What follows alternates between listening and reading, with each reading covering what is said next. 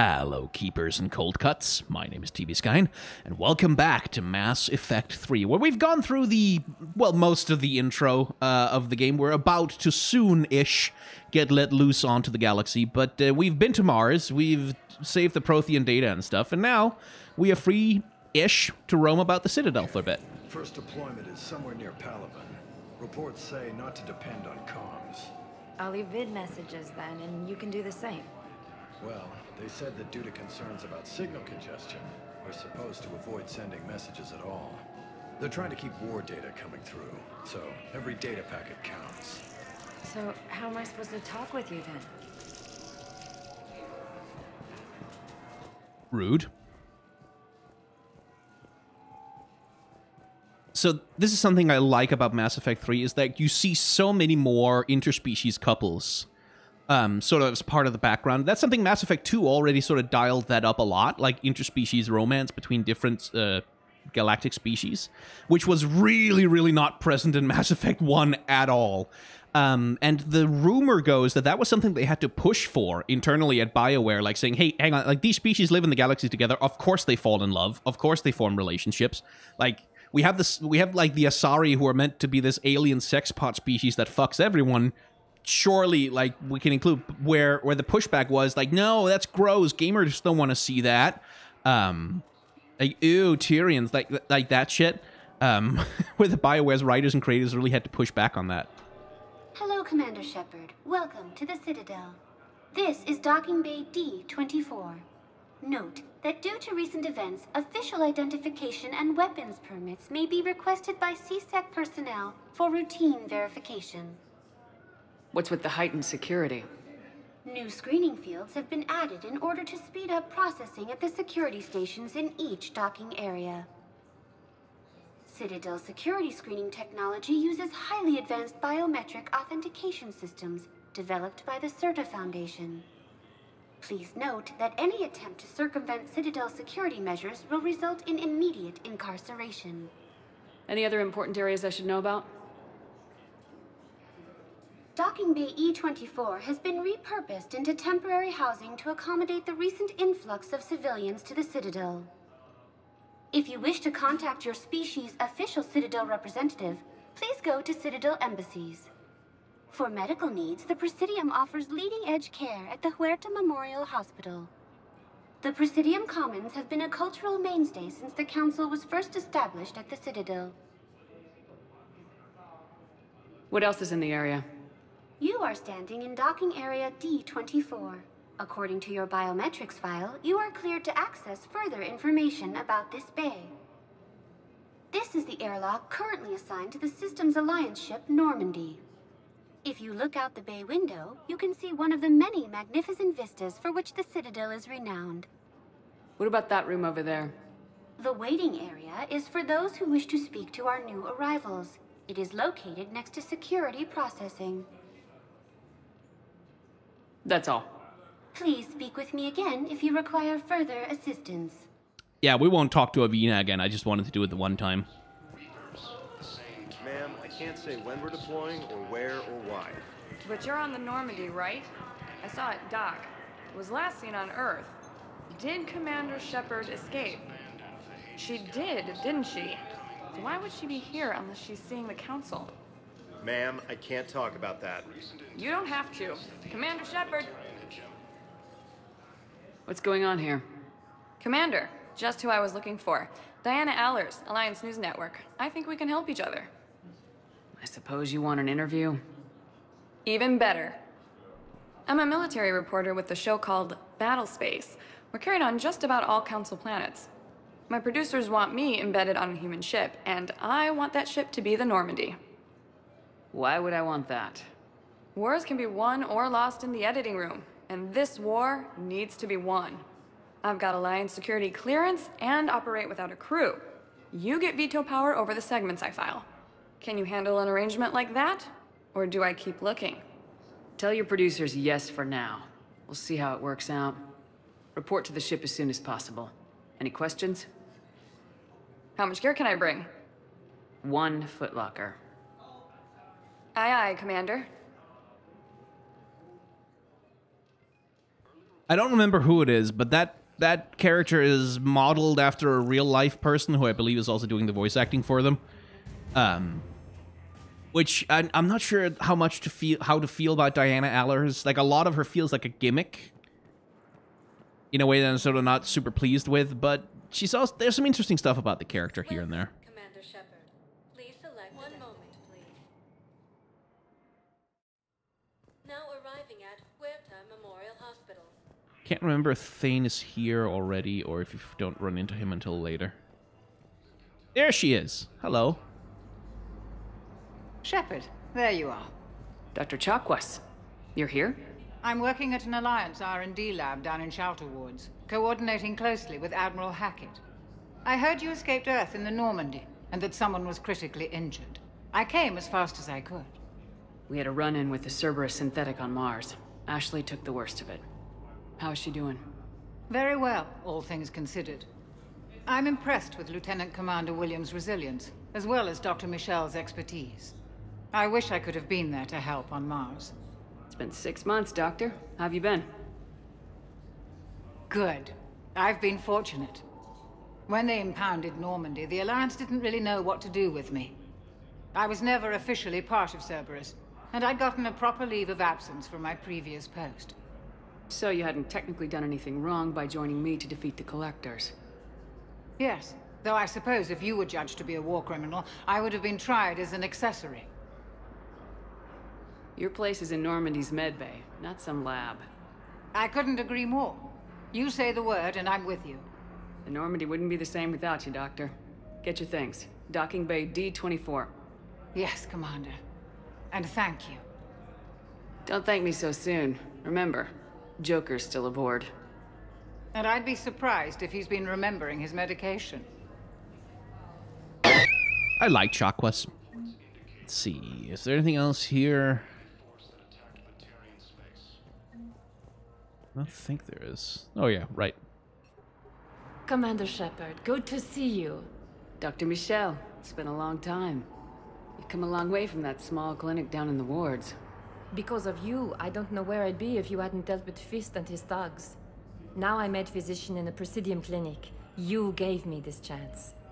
I assume you're here about Lieutenant Commander Williams? How is Ashley doing? The head trauma was severe, but we reduced the swelling quickly. These types of injury can go either way. She hasn't regained consciousness yet, but her vitals are strong, so I'm optimistic. You can go see her if you like. She's just down the hall. This war may leave a lot of injured people homeless. Can the Citadel clinics care for them all?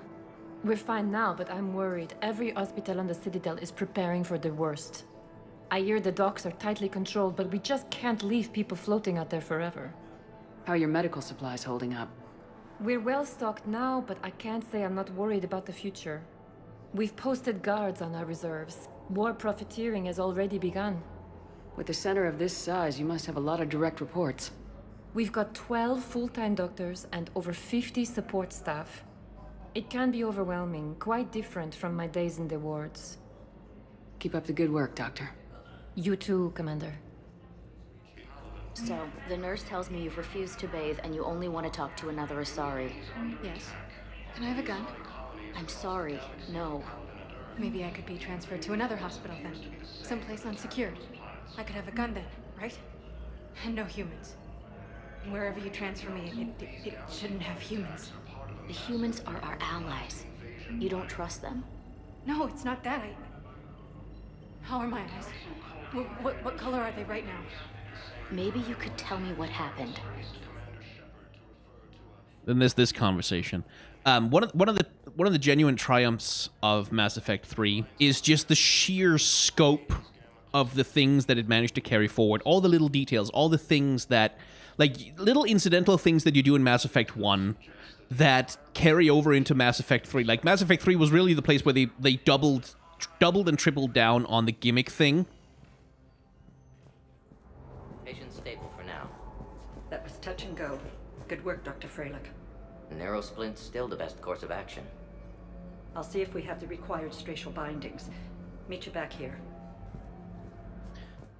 Like, so many things that, incidental things that come back to be meaningful in some way or another. Didn't expect to see you again so soon.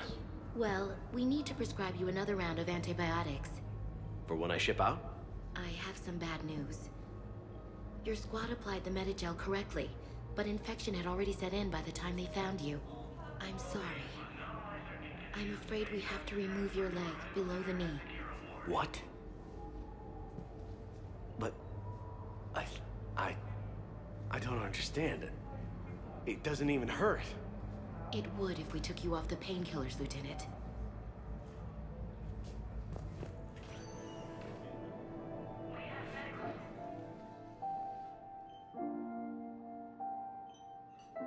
You got pretty banged up there, Williams.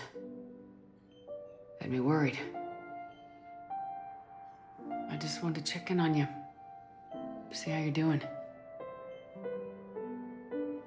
Despite all this, it's good seeing you again, Ash. Get some rest, okay? I'll come by when you're feeling better.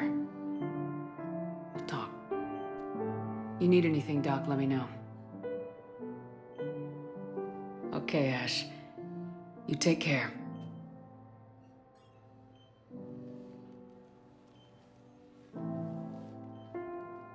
I'll see you soon.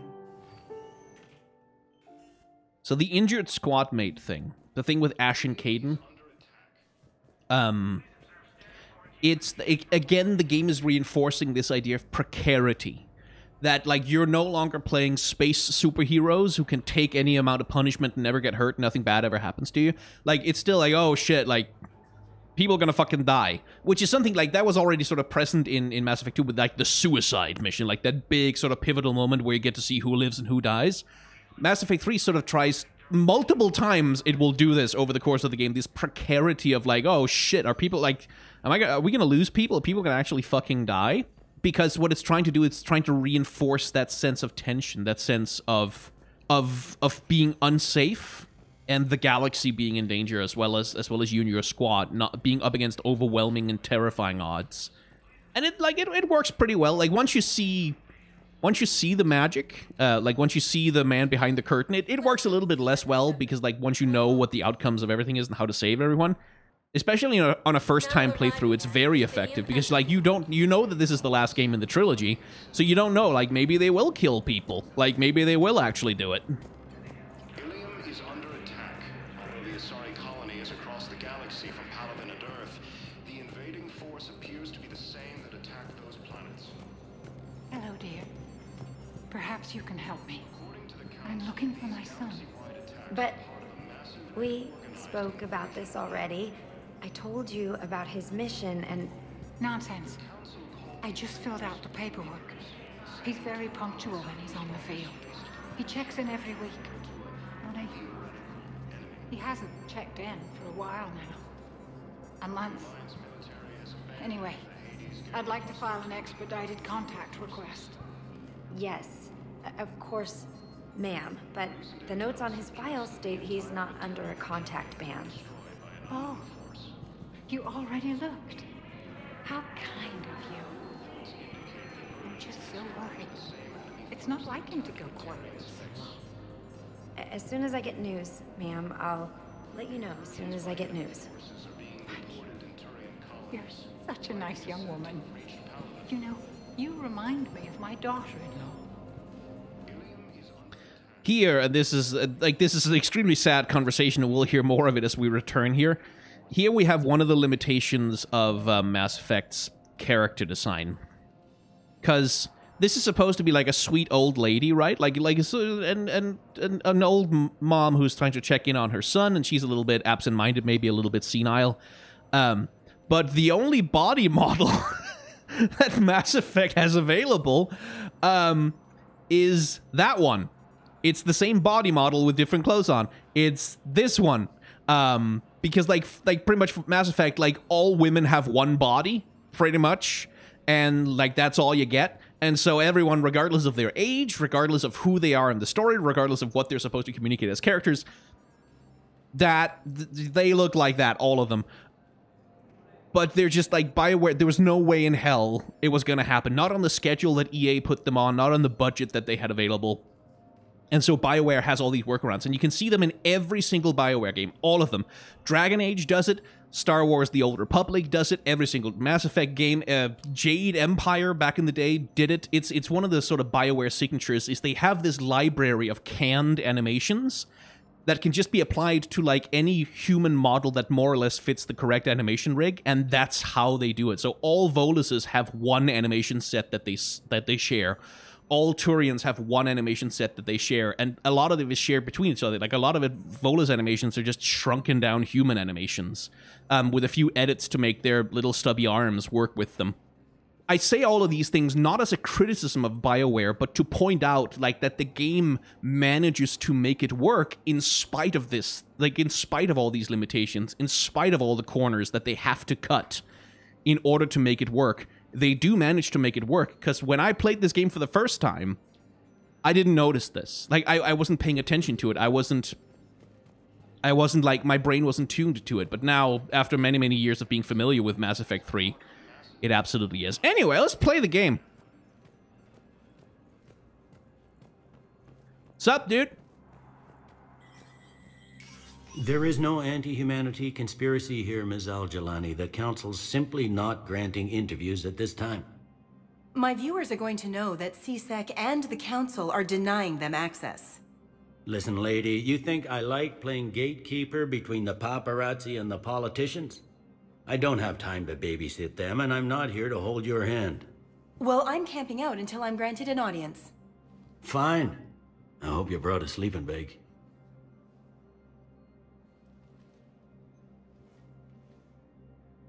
Commander Shepard? Commander Humanity has questions. Damn press. See, you're keeping the peace? Yeah, I feel like a glorified doorman. Most people would see it as a move up. Wedged in here with all the stuffed shirts? I'd rather be back down on the streets. I appreciate the higher pay grade, but I'm not a political creature. Here's one of the things, like, remember what I said about how, like, there's parts of Mass Effect that sort of rub up against military authoritarianism? Like, it's very much there. It lionizes and valorizes soldiers and cops. Like, soldiers and cops, wow, we love those in the Mass Effect universe. And it really doesn't like journalists and politicians very much. Like, they're generally treated rather poorly, which is one of the things about Diana Allers that makes her, like, especially the contrast between Diana Allers and Al-Jazani is like, wow, because Diana Allers, oh, she's a loyal journalist, she's a good journalist who will publish the propaganda that you tell her to publish, who's in bed with the military-industrial complex and very sympathetic towards it, whereas Ms. Al-Jalani there, who is very critical and very angry and who demands answers and accountability. Oh, what a bitch. Oh, God, we hate her. She's a piece of shit. Punch her in the face. Ha, ha, ha. Best scene in the game. Like, that's the game's approach to her. It's very much like, fuck you. Until Mass Effect 3, where like, things, it gets a little bit more complicated, and it's like, there is some sympathy for her in this game, which is nice. But there is this, like, this very, like, every character in the game, like Shepard, Bailey, Anderson, everyone is sort of always sort of like, oh my God, I have to be held accountable by politicians and elected officials and journalists. It's so annoying having people able to question me and ask for explanations for my decisions and ask me to justify myself. Why do I have to do this? Like, that vibe is here in Mass Effect all the time.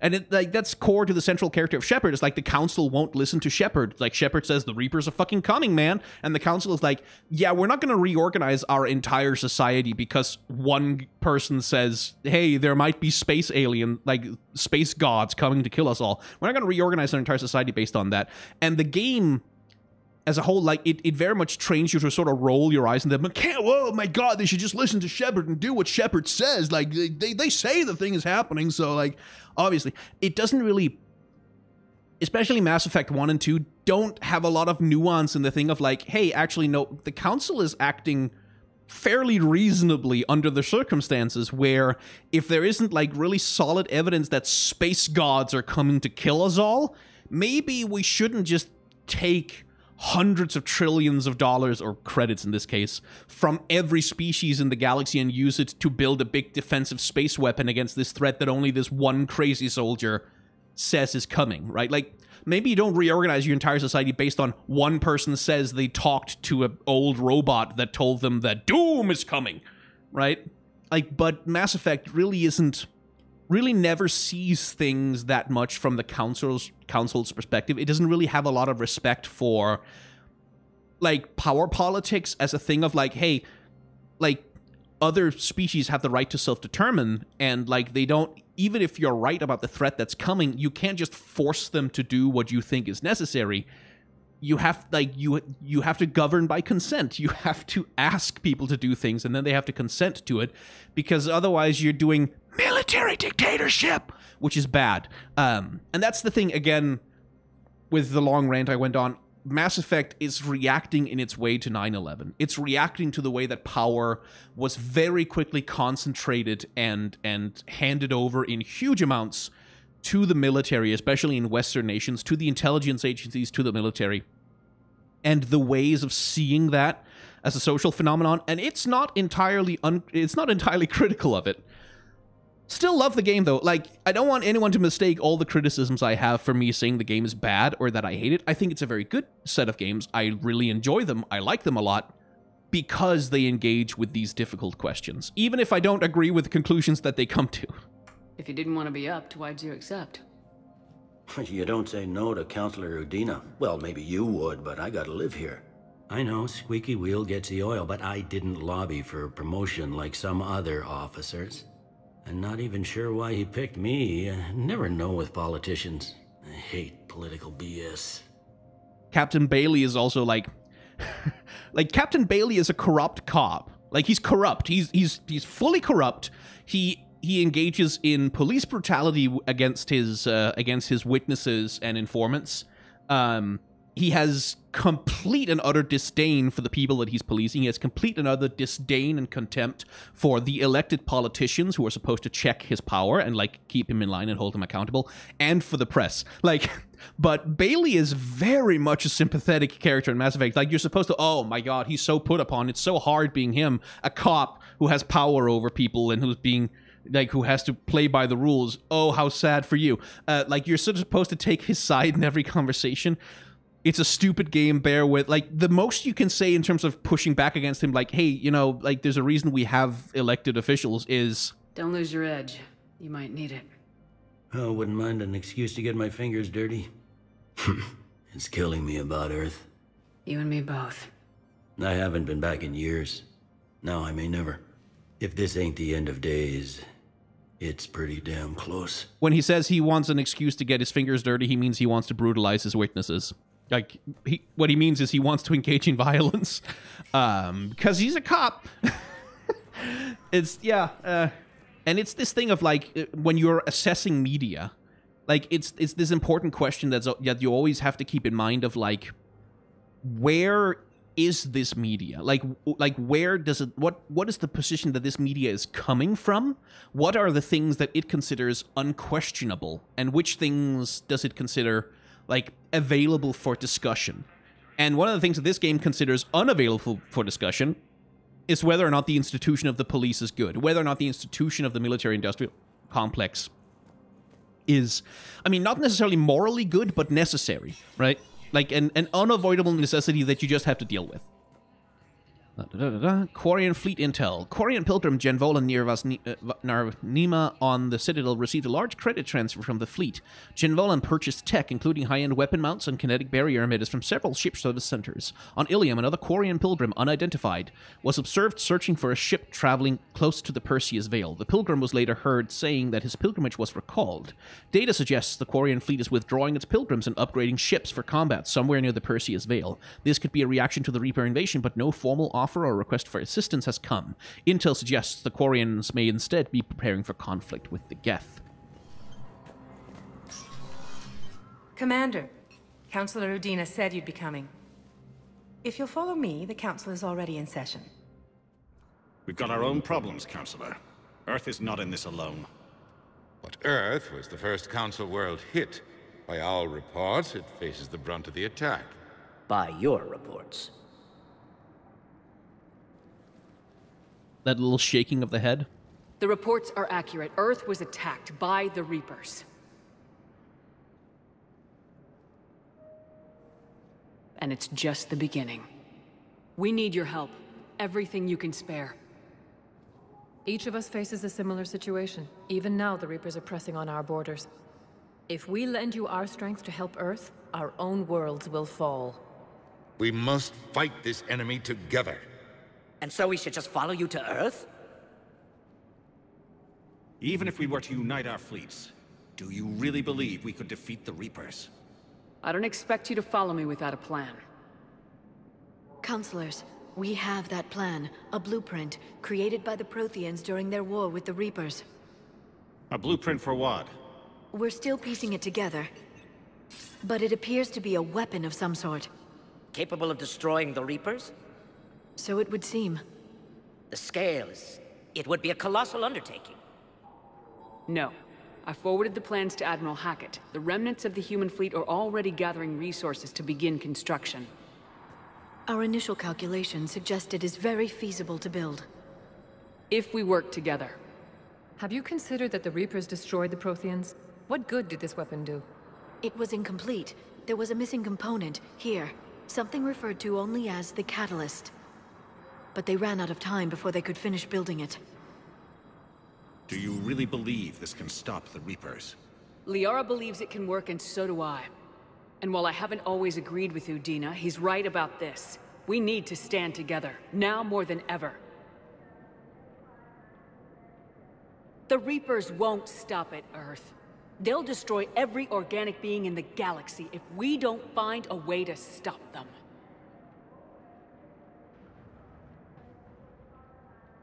The cruel and unfortunate truth is that while the Reapers focus on Earth, we can prepare and regroup.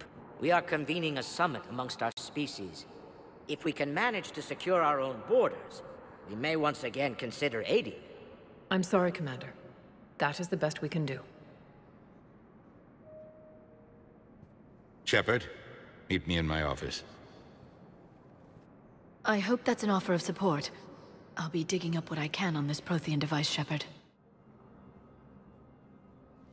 They're a bunch of self-concerned jackasses, Shepard. They're doing their jobs, dude. We may have a spot in the Council, but humanity will always be considered second-rate. No, they're treating you as an equal. How can we be so blind? They're scared, and they're looking out for themselves. Our people are scared, and we are looking out for them the best we know how. Counselor? Commander, I can't give you what you need, but I can tell you how to get it. I'm listening. Primarch Fedorian called the War Summit, but we lost contact with him when the Reapers hit Palaven. Those meetings won't proceed without him. The Normandy is one of the few ships that can extract Primarch Fedorian undetected. So far, you've only explained how I can help you. It might seem that way. But the leaders of this summit will be the ones deciding our future. The fate of our fleets, where they fight, and with whom. A grateful Primarch would be a tremendous ally in your bid to unite us. We're at war, and you want me to play politician? If it gets you what you need, what does it matter? Our latest intelligence says that the Primarch was moved to a base on Palaven's largest moon.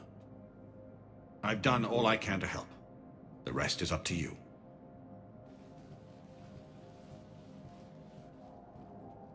There is one other thing. The Council wanted me to tell you, we've chosen to uphold your Spectre status. And various resources will be made available to you. Good day. Wow. That went well. It did! It's a start. I'll talk to the others in the meantime. See if we can support this summit. Move things along. Thanks. And by the way, I'm not critical of Shepard for hating having to deal with these fucking politicians. When Shepard has seen the Reapers, Shepard knows what to do. Shepard just saw Earth get, devoured by a Reaper invasion. Of course Shepard is pissed off. Of course Shepard is impatient.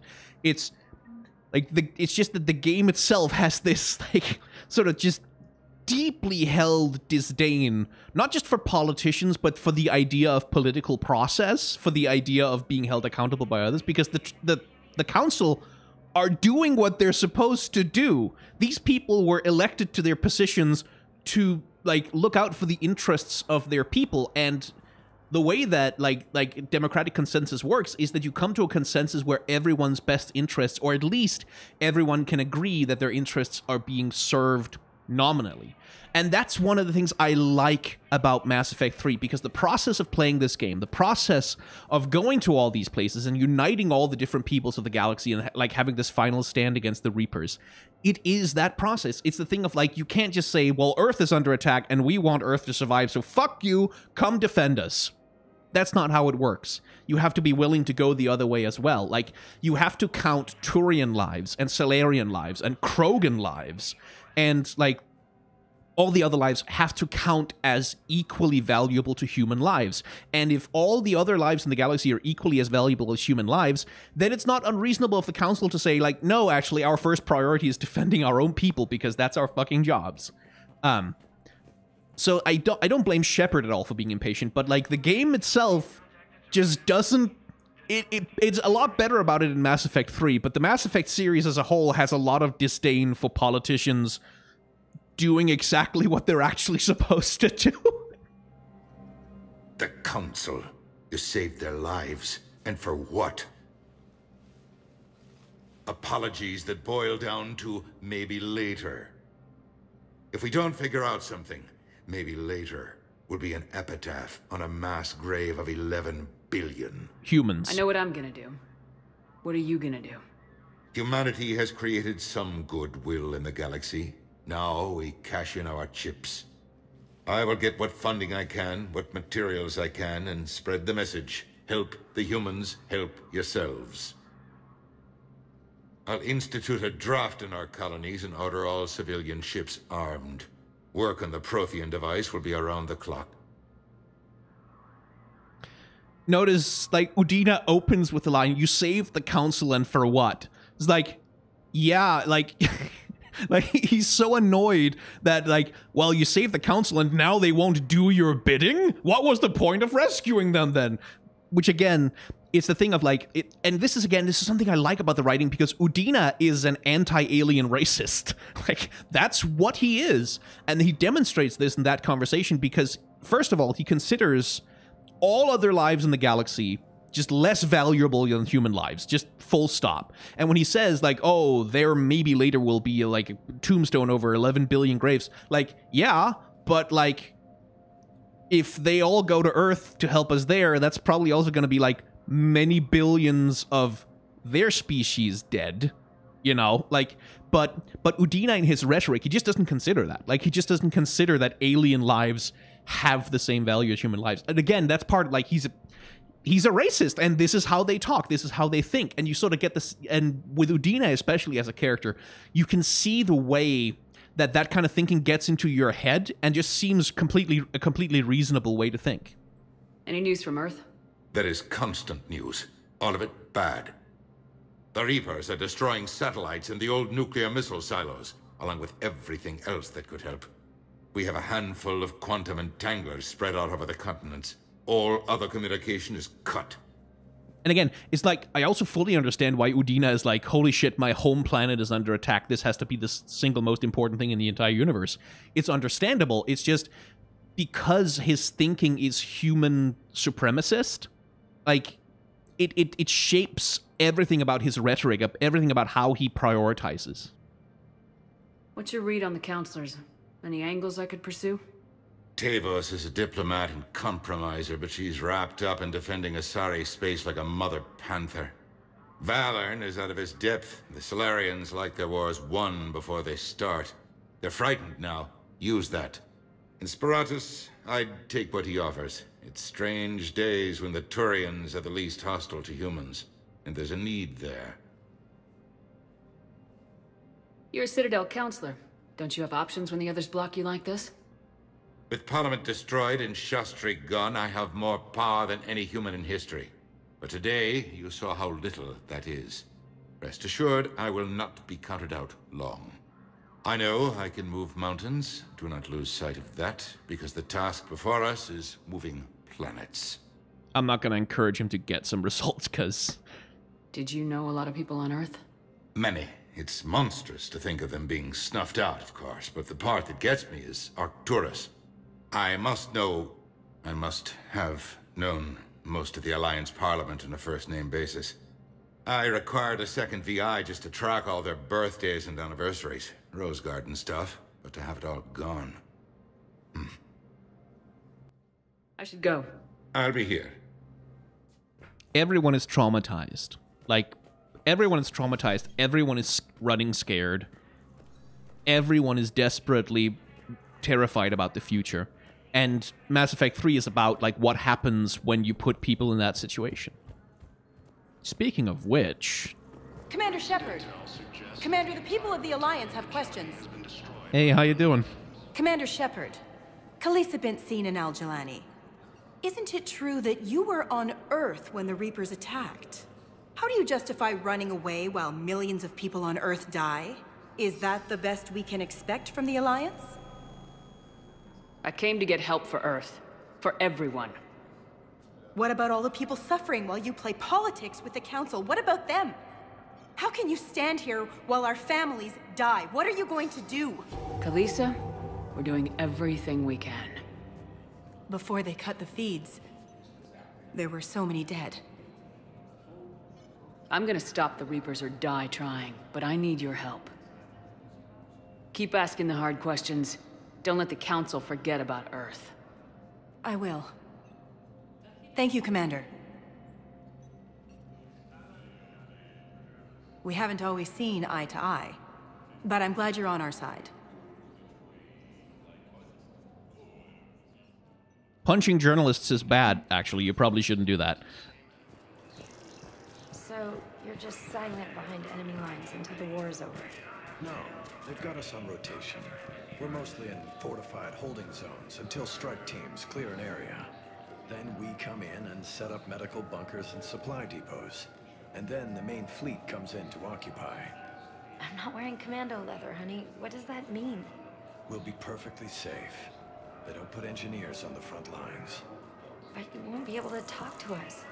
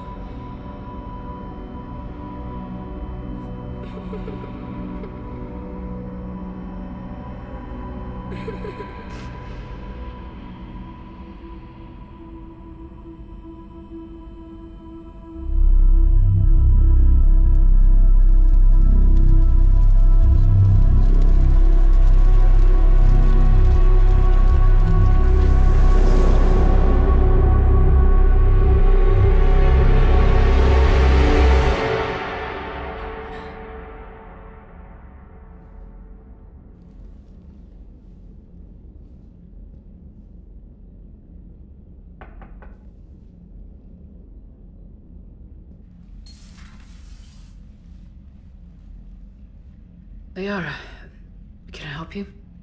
I've been forwarding the Turian Counselor information on the Prothean device. It can't be built without Council support, but he's not budging until their Primarch is safe. I know. Are you all right? I didn't get what you'd call a good night's rest. There's more to it than that, isn't there? What's really bothering you?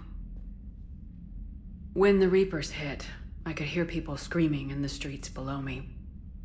We left a lot of them behind.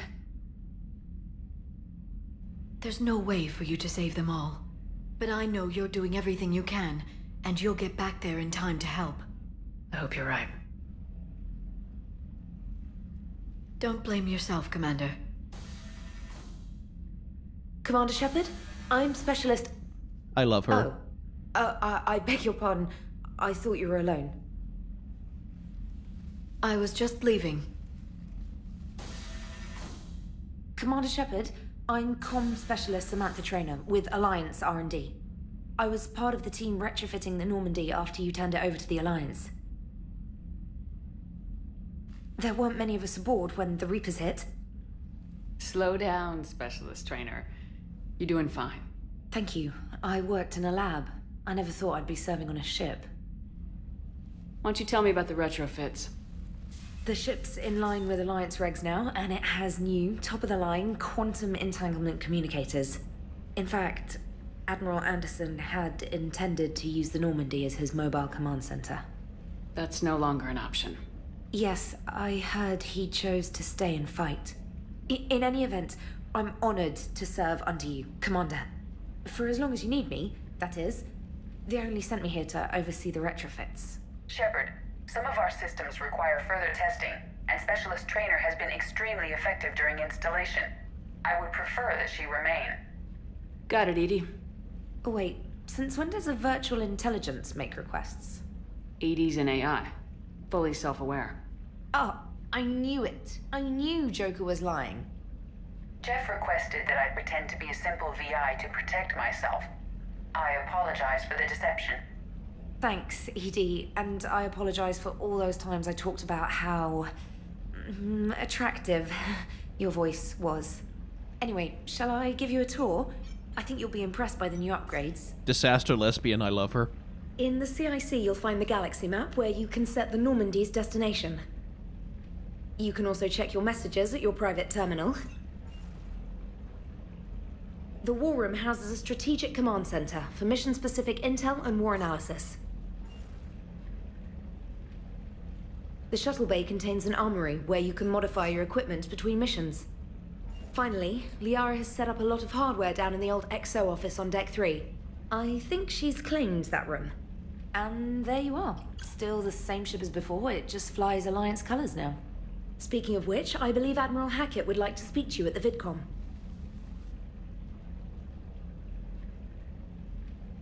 She's not wrong, Edie's voice is extremely attractive. Commander, Udina updated me on your meeting with the Council. Sounds like they're running scared. We did present them with a lot of unknowns. They're feeling threatened and want immediate solutions, not theories. Theories are all we've got right now. What's your plan? I'm trying to get the Turian Primarch for a summit meeting with the Asari and Solarians. I'll bypass the Council and appeal directly to their leadership. That's good, I like it. This is where we start laying the groundwork for our counterattack. Unfortunately, we don't have a whole lot to back it up right now. Then build alliances. Gather everything and everybody you can for the cause. What about the Prothean device? Find me people who can help build it, and if you can't, I'll take ships, soldiers, supplies, whatever you can get. We need to keep hitting the Reapers across every theater of war they open. Buy us time to figure out the device. And when it's finished? Assuming it ever is, we pool all our resources. Think of it as a giant armada for delivering the device, when the Reapers are most vulnerable. The stronger you can make that armada, the better the chances of punching through. What about Earth, sir? We'll just have to hope Anderson and what's left of the Alliance forces can hold out until we've dealt with the enemy. I understand. Good. Then make it happen, Commander. I'll be expecting regular updates on your progress. Hack it out. So the dreams. We talked previously about the indoctrination theory, which is essentially a theory that says, like, Shepard more than any other human being in the galaxy, has been in close contact with the Reapers. Like, a lot close contact with the Reapers. And anyone who is in close contact with the Reapers gets affected by this quantum field, something, like this very subtle indoctrination field that they have that changes the way a person thinks over time and makes them align more and more with the Reaper's goals. And so the indoctrination theory is that what we're seeing here, these visions, is something that's described in some parts of the codexes as... Actually, we can probably take a look at that right now. Indoctrination, the Reapers... The Reaper called Reaper indoctrination is an insidious means of corrupting organic minds, reprogramming the brain through physical and psychological conditioning using electromagnetic fields, infrasonic and ultrasonic noise, and other subliminal methods. The Reaper's resulting control over the limbic system leaves the victim highly susceptible to its suggestions. Organics undergoing indoctrination may complain of headaches and buzzing or ringing in their ears. As time passes, they have feelings of being watched and hallucinations of ghostly presences. Ultimately, the Reaper gains the ability to use the victim's body to amplify its signals, manifesting as alien voices in the mind. Indoctrination can create perfect deep cover agents. A Reaper's suggestions can manipulate victims into betraying friends, trusting enemies, or viewing the Reaper itself with superstitious awe. Should a Reaper subvert a well-placed political or military leader, the resulting chaos can bring down nations. Long-term physical effects of the manipulation are unsustainable. Higher mental functioning decays, ultimately leaving the victim a gibbering animal. Rapid indoctrination is possible, but causes this decay in days or weeks.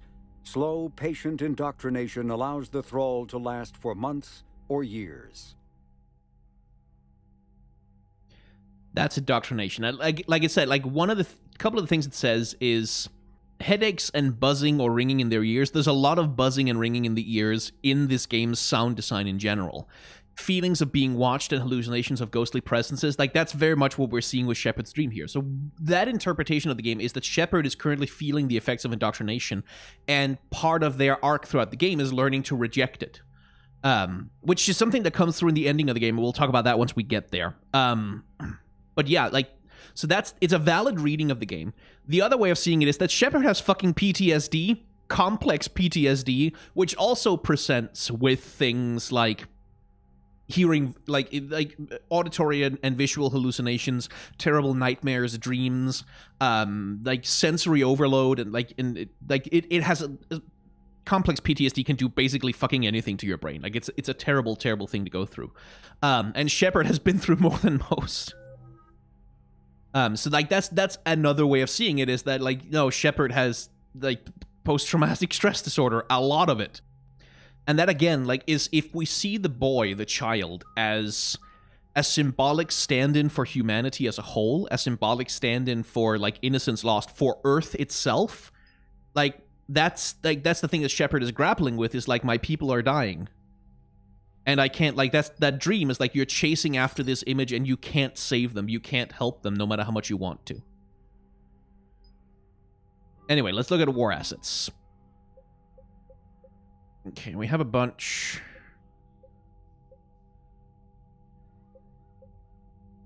So we need our war assets to be somewhere up here in order to get, not the good ending as such, but the ending that I want us to get. We need to have big war assets.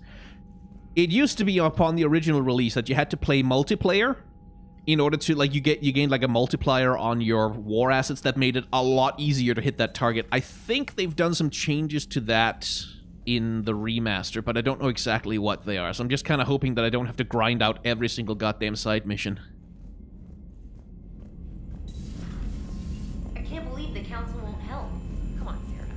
If Thessia was lost and Earth hadn't been touched yet, you can be damn sure we'd be guarding our own borders. Yes, thank you, Private Westmoreland.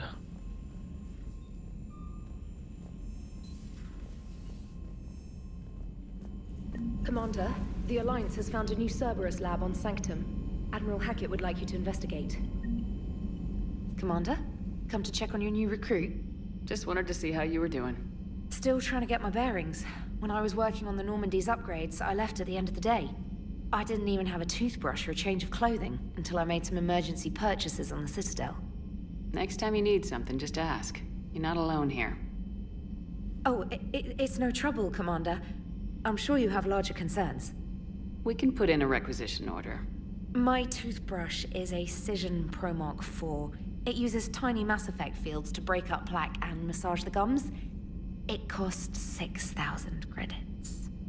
Okay, yeah. You're on your own with that. In any event, I appreciate you giving me the chance to stay. Was there anything else?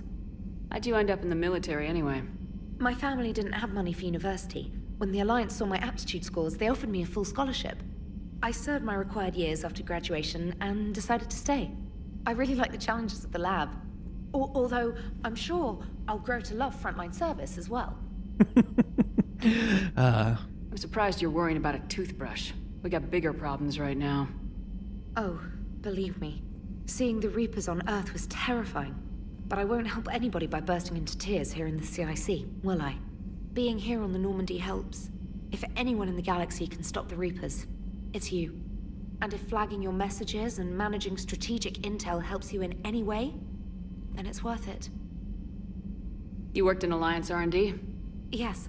You'd think quantum entanglement would make communication easy, but imagine incorporating multiple incoming sources and then networking them with extrapolations of time-lag data to construct a coherent situation GUI. It's an exciting challenge. For me, anyway. Where are you from originally? A colony in the Terminus systems, actually. Though I studied on Earth, at Oxford. My parents were from London. They loved Earth, but they wanted the freedom a colony life could offer. If they stayed in London, I imagine they'd be dead right now. A lot of people back on Earth are still alive, and counting on us. Quite true, Commander. Carry on, Specialist. Okay, messages. Special Ops, Stephen Hackett. Commander, Alliance forces are stretched thin across the... I don't want to try and do his voice. We need your specific talents for a series of ops. These missions will open doors for the Alliance in places we can't touch through conventional means. We'll deploy operatives to hold point after you've completed your objectives. I need you to head to a Cerberus lab on the planet Sanctum. I'll brief you when you're inbound. Reinstatement. This letter formally acknowledges your reinstatement into the Alliance Navy per Admiral David Anderson's recent verbal communication under the Emergency War Powers Registry. Regulation 903.5, you are hereby authorized to assume command of the Normandy SR2. You are directed to begin interdiction operations against any and all enemies posing a threat to Earth, its colonies, and its allies. Furthermore, you are granted diplomatic authority to establish treaties with non-human races as required to support your mission. Subject, my dog. Dear Commander Shepard, I was a contractor working on the Normandy's haptic interface when it was in dry dock. Your VI, Edie, emailed me to let me know I left my dog mech on board. I'm all the way out in Terra Nova now and would hate for you to go a million clicks out of your way just to drop off my dog. Please just take care of her. She likes exploring, sniffing chemical trails, and 750-volt outlets. Thank you and sorry for the trouble. I promise you won't be too much of a headache. That's adorable. Citadel. Where is the Quarian fleet? This is a news bulletin. The latest intelligence shows that the Reapers are taking system after system at a feverish pace. Members of all races are fleeing their stations, colonies, and in some cases their homeworlds. This kind of forced exodus might seem especially familiar to the nomadic Quarians, who were pushed off their homeworld by the synthetic Geth centuries ago. But as the galaxy pushes back against the Reapers, the Quarians are conspicuously absent. Yeah, I don't know, maybe it's because you treated them like dirt for the past century and a half? Turian and Alliance spokespeople cannot provide the fleet's current location. They say they have other concerns at the moment. Whatever the Quarians are up to, they want it kept a secret from the Council. After a refueling stop at Ilium, the fleet left no stated destination, and there are also reports of a galaxy-wide call for all young adult Quarians to abandon their pilgrimages to rejoin the fleet. Greedy and short-sighted powers will always try to gain the upper hand in times of galactic crisis. We can only hope that whatever the Quarians are planning does not interfere with the only thing that should matter, stopping the Reapers. Yeah, fuck you, dude. Fuck you, my guy. Fuck you. like, where are the Quarians? Why aren't they helping? It must be because they are racially inferior, greedy, and stupid. Yeah, gee, wonder why they're not rushing to your defense, asshole. From Edie. While we were in dry dock, Joker suggested that a small welcoming gift would be appropriate to have on hand should you be reinstated as commanding officer. As the ship does not have the capacity to accommodate the dancers, he suggested, I chose something from the official Systems Alliance catalog. Soldiers who have held an N7 designation for 5 years or more are entitled to a commemorative hooded jacket for wear on off-duty hours. You'll find it among the selection of casual clothing in your cabin. Let's see, blah, blah, blah. Upgrade to Sony and priority mission Eden Prime. Right, that is the DLC, which we're going to go and do, because it's important that we do the DLC as soon as possible, because I want what's in that DLC. Hey, Commander. You know, I had my doubts about the Council. But after years of ignoring your warnings, they're finally willing to step up and tell you they just can't help. They're doing everything they can. Did they at least validate our parking? Well, let me know if you want me to get them on the channel and then hang up on them. You know, for old time's sake. Commander? Don't care about that. Don't care about that. I do want a pattern on it, though. That one. It should be in either white or red. Yeah, red.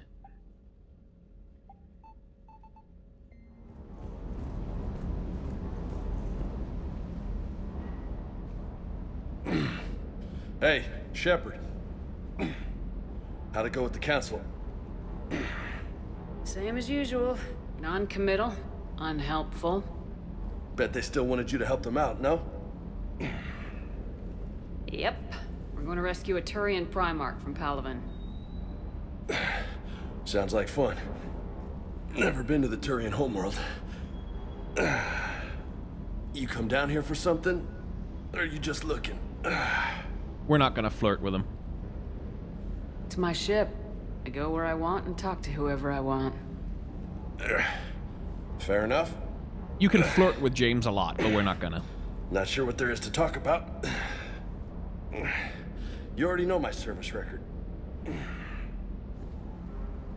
I don't, actually. I didn't have access to personnel records when we met. Right. Forgot about that. Well...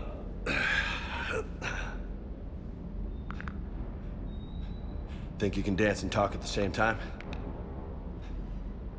Oh, I can dance. Okay, Lola. Let's do this. Don't let my good looks fool you, Vega. I got my share of scars. You remind me of my old CO. Oh, yeah? And who was that? Captain Tony. He was a hard-ass son of a bitch, but a good leader. Was? Died. With most of my squad. Protecting a civilian colony from a collector attack. And the colony? It was either them, or the intel we had on the collectors. Intel we could have used to destroy them. I chose the intel. Sorry. That's a tough call. The best part was, we didn't really need the intel in the end. Because you were out saving the galaxy by taking down the entire collector homeworld. You didn't know. You can't blame yourself, Vega. Who says I'm blaming myself? Just a guess. You a shrink too? No, but that stunt back on Mars was reckless. You're lucky to be alive. So? So, maybe you don't care if you live or die. Or maybe...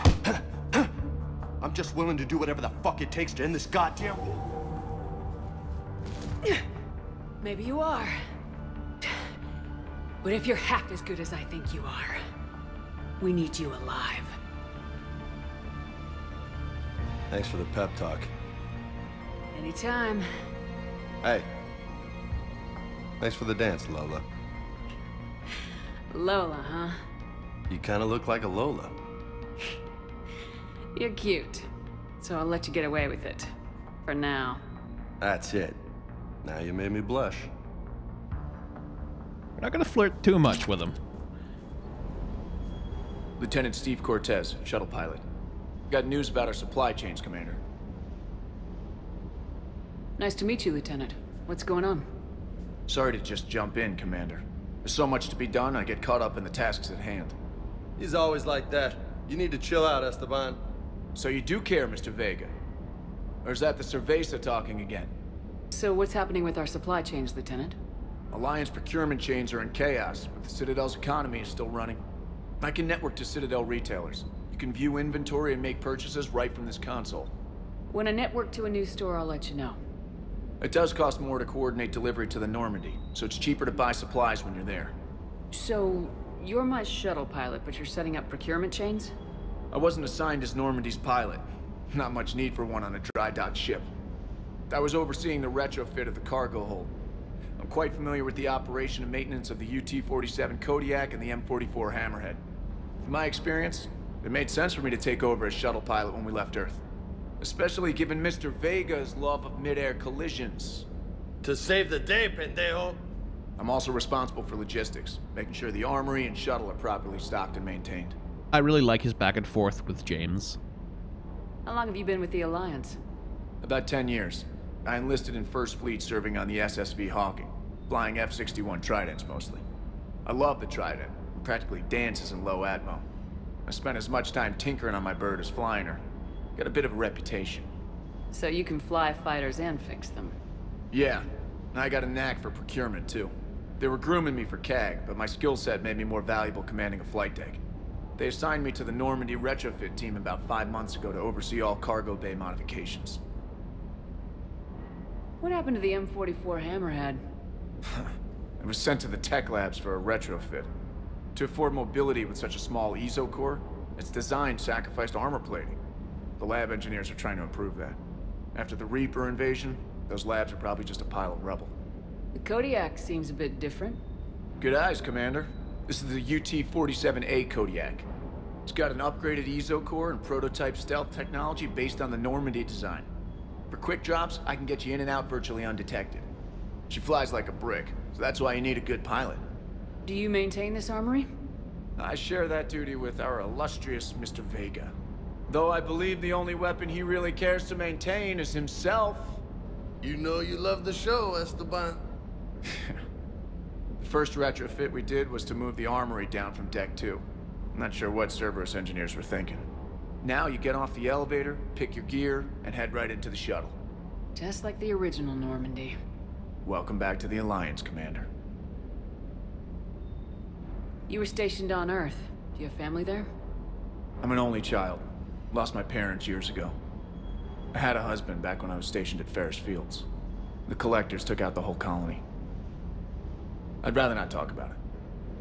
Keep up the hard work, but don't kill yourself. Yes, Commander. Oh, look. A man whomst be gay. First time we've had that in Mass Effect. Like, and this is another one of those, like, production stories from behind the scenes. EA, especially, EA, but also just, like, BioWare management, were so fucking resistant to queer romance in Mass Effect. And for those who don't remember, like, for those who weren't there, Mass Effect, when that originally dropped, and it had a incredibly vanilla lesbian romance scene between Shepard and Liara, there were, like, fucking segments on Fox News about it. Like, there was a moral outrage, like, oh, this gay agenda game by these liberal game developers is trying to corrupt the children into being homosexuals. Like, there was a whole thing about it. So it's understandable that like, BioWare management were, like, hesitant about walking into that kind of a firestorm for a game, and a male-male relationship just would not. They simply wouldn't have allowed it. Like, it would have, like, congressional hearings and shit. That was kind of the state in which Mass Effect originally launched, and that's why the first game is remembered as, like, even though it was like the most vanilla possible, like, absolutely not even R-rate, like, just the most vanilla, non-threatening lesbian romance you could ever possibly imagine in terms of, like, a love scene. It's still remembered as a game that pushed a lot of boundaries for its time. A time when America, and it was America mostly because it fucking always is, just wasn't ready to, like, where the culture just was even more virulently and violently homophobic than it is today. And Mass Effect is one of the games that helped open the doors, literally, to, like, to these things being possible to be breached as subjects for video games. Which is something like when you look back at it today, and when you look even at Mass Effect 3, where it's like you get to the third game and it's like an NPC is like, that's the first time you even hear talk of like a gay male couple in Mass Effect. It's like this NPC guy who has a husband, and you never see them meet, but you actually can, as male Shepard, you can romance him, and there is like a male love scene in the actual game. Fucking finally. Like that was actually at the time, that was like we have come quite a long way since Mass Effect 1 even, because now you can do that, and the entire world is not gonna fucking freak out because a man kissed another man in media. It's one of those things like you look back on, and it's also like bury your gaze trope going on here, where like, yeah, I used to have a husband, but you don't see him, he's not in the game, you can't, like, no, we're not going to show any domestic bliss or happiness between two men. Where it's like, it would have been kind of nice if like Cortez and Vega were boyfriends, rather than like, so that their back and forth was like a marital thing where you sort of show a positive representation of, hey, you know, like, gay people just have relationships like everyone else. It's not always tragic shit. But it's remembered very fondly for those reasons, in that it was one of the first games that, like, where the workers, with the creative people working on the game, were able to push a corporation to actually take a shot at including the tiniest itty-bitty sliver of queer representation, and the entire world of American politics caught fire because of it. Like, the segments on Fox News, look them up on YouTube because they're fucking hilarious in hindsight, but, you know, at the time, ugh. Still, we can do so much better. Hey again. What's up? What's with you and the nicknames? It's just my way of remembering people. Some people just don't match their names, you know? So, I just give them a new one. So I'm a Lola, huh? Yeah, my best friend's sister growing up was Lola. Older sister. Hot. Tough. Right. I take it you and Lieutenant Cortez know each other? Yeah, Esteban did a stint on Fel Prime where me and my squad were stationed. I caught up with him on Earth a few months back. He's a good guy. Just don't tell him I said so. It'd go to his head. You got family back on Earth? Yeah, an uncle. Retired military. Got a few cousins I haven't heard from in a while.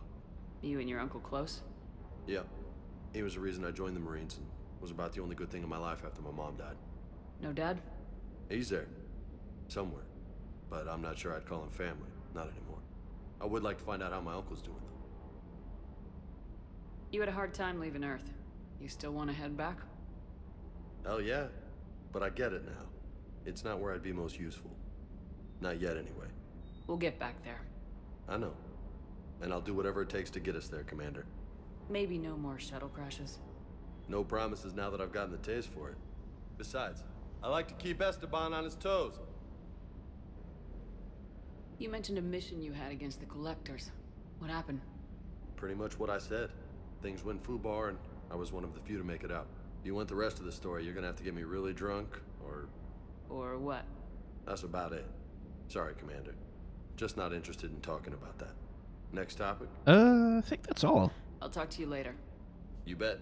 But yeah, that's one of the reasons, like, when you see corporate pride, one of the reasons why you should be skeptical of it is that you should remember Mass Effect 1.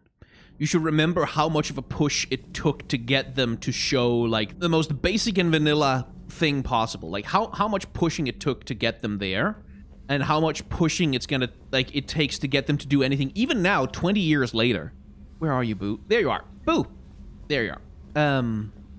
Even now, 20 years later, like, you still hear from within companies like Riot, like, from within companies like Activision Blizzard, these equivocations about, oh, but, like, you know, it's too hard, and there's cultural sensitivities, and a lot of things. Like, they still waffle on about it, because corporations will never do any goddamn motherfucking thing. They will never do a goddamn thing unless they are pushed into it hard. Like, they're not interested in authentic representation, they're interested in whatever can sell.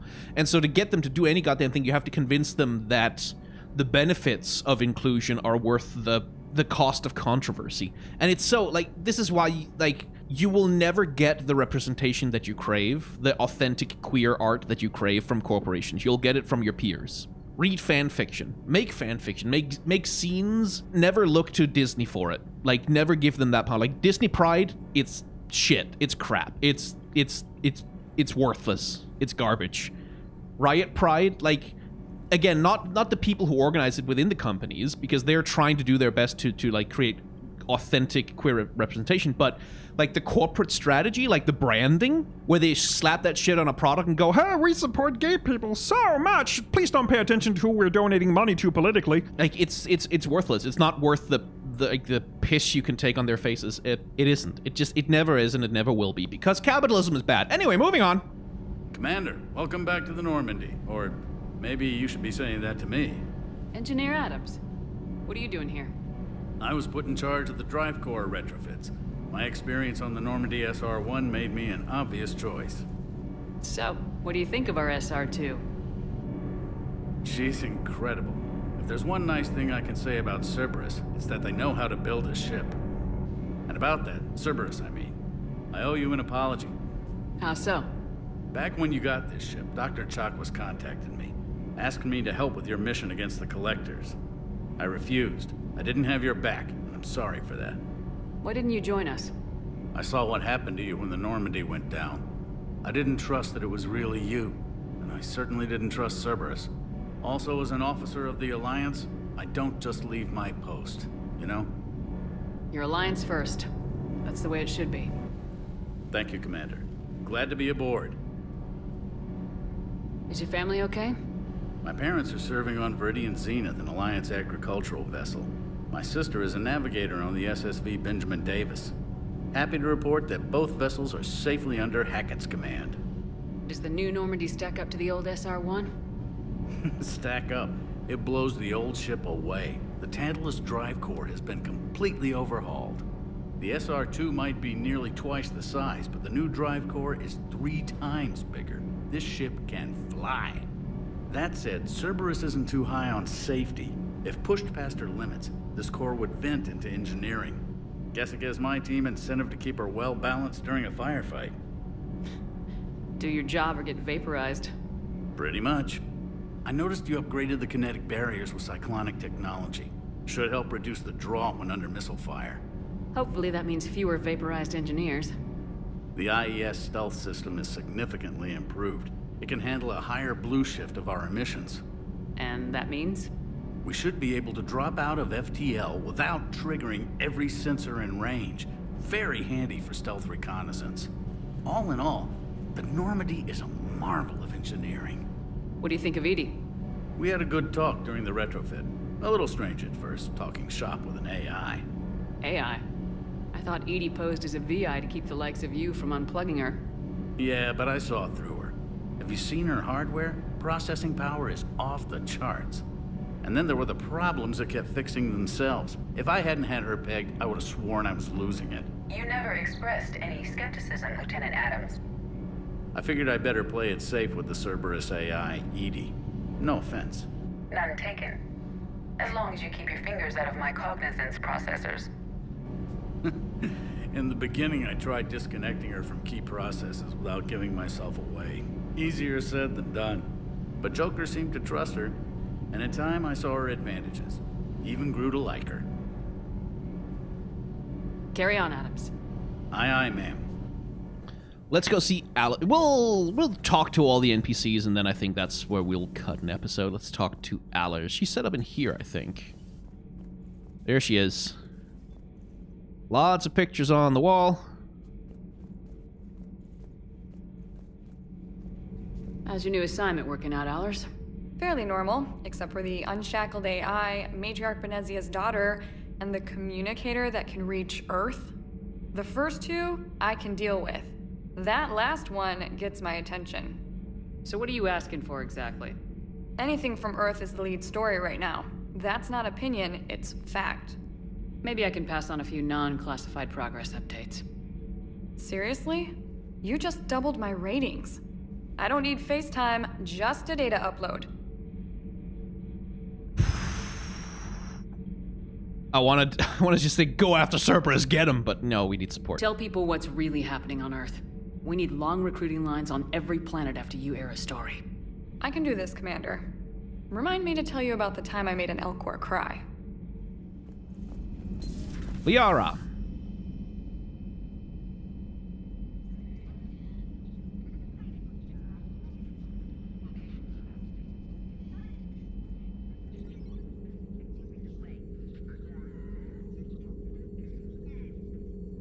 Commander Shepard, it's a pleasure to see you again. You're the drone from the Shadow Broker's ship. Dr. Tassoni now refers to me as Glyph instead of Info Drone, 95% of the time. If you have a moment, I'd like to draw your attention to a terminal in her office. It analyzes information packages. If you find any useful data, I can research upgrades for you. And what should I be looking for? I'll inform you if you found relevant data. When you do, return to this terminal for your choices. In the meantime, Dr. Tassoni would like to speak with you. Have a pleasant day. I quite like its animation. With the council didn't go too well, huh? It was less than ideal. I'm shocked. At least the council can't deny the Reapers exist. But I'm not sure how much comfort that is while they bicker over which portion of the galaxy to save. Wow.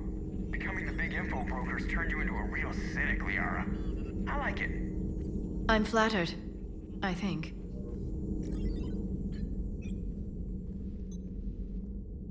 Looks like you brought more than just that drone from your ship. A few things were necessary. I'd be a very silent shadow broker without data feeds. So you have access to your resources? What I can get. We'll need it to research this Prothean device. Until we understand precisely what it does, it's far too dangerous to use. Did the Protheans actually complete this weapon? You mean, will it work? They wouldn't have poured their last resources into this device if they thought otherwise. But we really need to find out just what kind of weapon they left us. It'd be nice to know we're not kids playing around with a loaded gun. Absolutely. The damage it could cause if it backfired is unthinkable. This will be difficult even for us. If something happens on a mission, if either one of us are hurt. Shepard, there's something I need to ask before we go any further. I know you and Garrus grew close. Is that in the past? Should I forget there was anything between us? The perils of romancing multiple characters, but... No, I'm sorry. I am loyal to Bird Boy. A lot has happened since then, Liara. I don't think we'd work anymore. Really? Thank you for letting me know. I think it's best for both of us. Of course.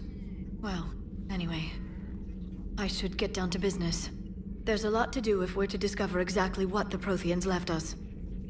Thankfully, the video game is not programmed with too much of an awkwardness between the X's.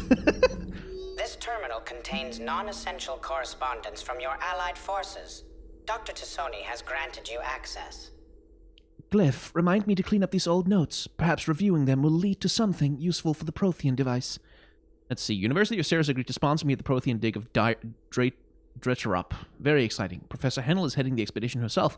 Maybe I can even ask for her opinion on my thesis outline. Attachment, Thesis on Prothean First Contact Protocols. I believe Dr. Jashan was right to suggest that the Prothean artifacts we unearthed are from the Third Age, not the Fourth. What an embarrassing mistake. At least it seemed to approve of the rest of the paper. Attachment, paper on a comparison of Prothean technology to a modern Asari circuit logic. I'm going on the Theorem expedition. I never thought I'd gain permission to visit the Prothean ruins there, but the University of Ceres must have secured the funding after all. Now to pack. Attachment, paper on the end of the Prothean Empire. Goddess, this human, Shepard, has the key to comprehending the Protheans on an instinctual, subconscious level. If only I could have been there when the commander touched the beacon on Eden Prime. I'll try to learn more about this cipher on board the Normandy. The involvement of the Reapers is troubling to say the least. Attachment, paper on the end of the Prothean Empire with correction notes. I reviewed the old Shadow Broker's footage of the Collectors. It's chilling to know that they're the Protheans' husks. At least nothing sentient could possibly remain after what the Reapers did to them. Attachment, paper on Prothean biology. So, Farron, I made contact with Tazig yesterday. The look on his face was priceless. He's not happy you put me in charge of scouting the Terminus systems, but he's doing a good job of keeping us alive. I've never seen so many pirates and mercs on edge. The black market's unreliable and it's getting harder to make contact with suppliers. The Alliance won't be able to rely on it as a source of crucible materials for long if things get worse.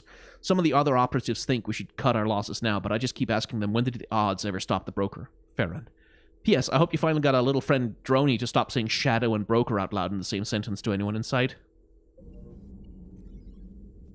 Hello again, Shepard. How much do you know about this Prothean artifact? Very little. We're fortunate enough Data survived to piece together the blueprints. Decoding them will require as many specialists as we can find. It's that high-tech? I'd have killed for a glimpse of it during graduate school. So is that drone your new secretary? Glyph is a VI shell that indexes my search functions on the data feeds. I couldn't work without it. Although I'm lucky EDI let Glyph on board after it tried to rewrite her scheduled tasks. I was merely attempting to standardize the ship's automated systems to our own, Dr. Tassoni. Yes, that's precisely why you're confined to the cabin.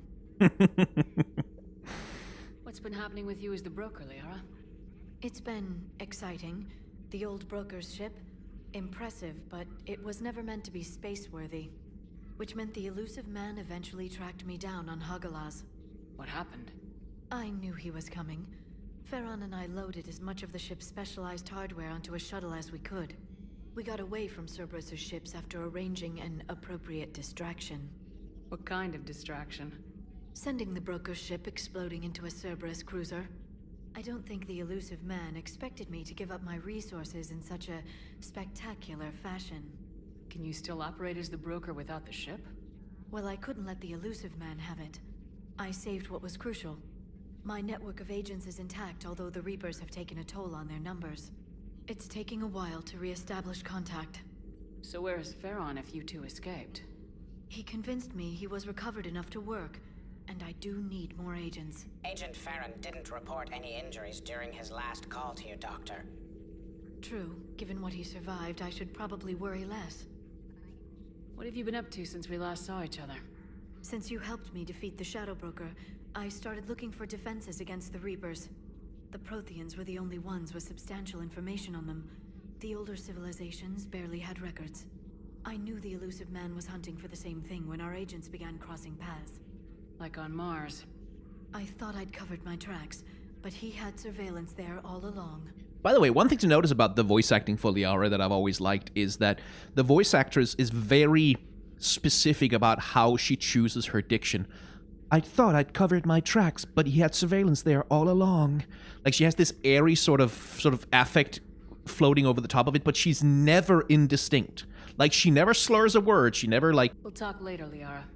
Of course. Like, she never, like, muddles together words herself. Like, she's very precise about how Liara talks, and I really like that, because it is sort of mode of talking that you would expect. Like, Liara is very specific about how she chooses her words. The way she talks is, like, very specific to how, like, she's an academic, she's a scholar, she's someone who spent a long time, like in very formal settings and who has, like, a very formal personality. It's exactly how you would expect a person like that to talk. Like, she has like, a speaking style that really suits the character. And she's not the most exciting bit of voice acting in Mass Effect. Like, by any means. Like Liara very rarely sort of raises her voice. Liara very rarely, like, displays many extreme emotions or anything. But that's part of the character. Like, I think it works for her really well. Commander? Everything okay down here, Doctor? The Alliance team cleaned up and restocked, but it's still my old med bay. Feels like home. Welcome back. Thank you. Let's waste no time. If I may, I'd like to examine you. Nothing wrong with me, is there? No, but we should keep an eye on all those cybernetic implants Cerberus grafted into you. Expensive stuff bringing me back. And worth every penny. Let's just make sure everything is okay. I guess a checkup never hurts. Just no scalpel this time, Doc. Alas, to my great disappointment, it is nothing invasive. I'm just going to run some diagnostics on your implants, and it'll take a few readings. Good. Your implants are showing little sign of rejection. Just keep up that positive outlook of yours, Commander, and your scars shouldn't return. That's it. You're the picture of health. How's their inventory of meds? The medbay was fully stocked before you left Earth. We should be good for a long time, even given the amount of fire you take each day. Do you ever regret working for Cerberus? We didn't work for them. We used them. If I were to feel anything, it would be guilt. We took their money, took their best people, took their best ship. We used them to defeat the Collectors, and now we are using their resources against them. So no, I don't regret it one bit. You never mentioned any of your family. None to speak of, really. I'm the last of a prestigious line of medical professionals. The Alliance is my spouse, and you're all my children. I'm blessed with many close friends. But with each Alliance vessel taken, I lose one or two. We need to end this war. I'll see you around, Doctor. Take care, Shepard. Okay, I think that's everything on the crew deck. Is that everyone? Have we talked to everyone, everything? Have we exhausted all of the options? I think we may have, which means this is probably a good place to cut an episode. So, if you've enjoyed hanging out in the world of Mass Effect 3 with me, you can hit the like, comment, and or subscribe buttons down below. If you want to watch more Mass Effect right now, right this second, well, you know what? Check the playlist. And if you become a member of the channel, you can watch it now before it goes live to the general public because you get early access. I have a Patreon, a merchandise store, and a tip jar. You can use all of those to support the channel as well if you want to, but if you don't want to, you do not have to. Thanks for watching. Remember to wash your hands and take your vaccines, and act with solidarity towards those who are worse off than yourself.